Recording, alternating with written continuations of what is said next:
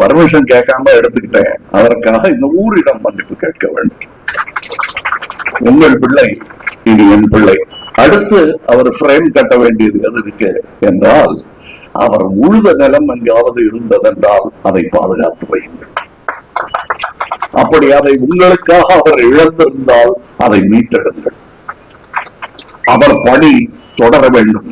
அது உங்களால் முடியவில்லை என்றால் முடிந்தவர்களிடம் அந்த இடத்தை கொடுத்து அதை செய்ய சொல்லுங்கள். அதுதான் அவருக்கு நீங்கள் செய்யும் பெருமை. அவர் சட்டை போடாமல் இருந்தவருக்கு நீங்கள் மாட்டிவிடும் பட்டு சட்டை.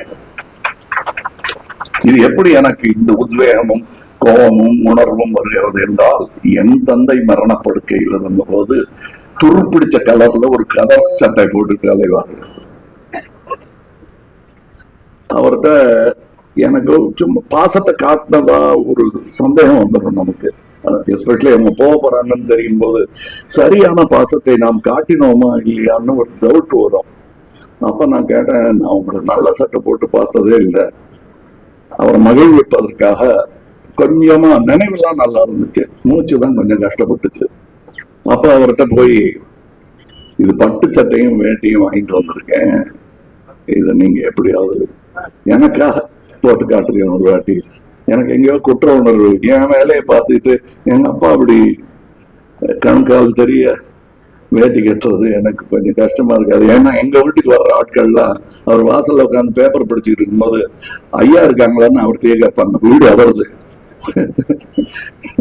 அப்படிப்பட்ட எளிமையானவர். அவரிடத்துல நான் அந்த பட்டுச்சட்டையை நீட்டுறேன்.